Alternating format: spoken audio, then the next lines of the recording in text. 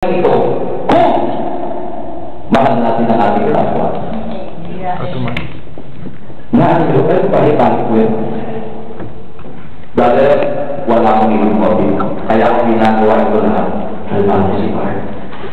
Ngayon, kung talagang mahal mo si George, kaya akong ginagawa ito. Mahal mo ito ako. Kaya ang meron tayo mga kasamaan ko. Question ang ulo.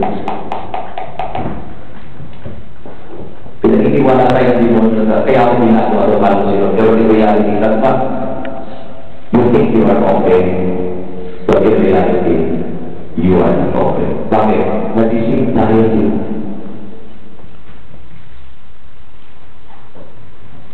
Hindi madali malaman mo why. Kasi gumagawa ka ng mabuti. Gumagawa ka ng mabuti kaya hindi mo gano'ng maisip na nag-isip ka ng demonyo. At ganyan gumawa ang demonyo. Iba ang approach ng demonyo sa mga kapwa sa world. At iba yung approach ng demonyo sa mga believers. Ang approach ng demonyo sa mga believers ay ipa-approach sa iyo ng isang bagay na parang godly.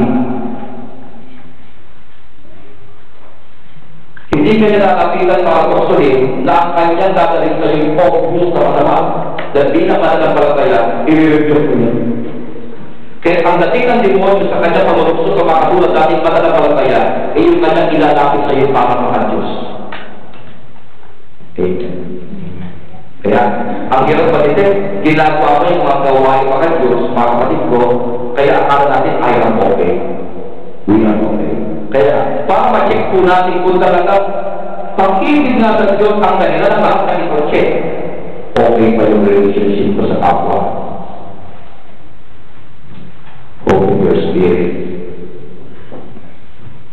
Amen. Amen. O palakpakan natin sila. Tayo po ay tumayo. Tawagan si Brother Jeff para makayaw nila. Any yung joyful songs,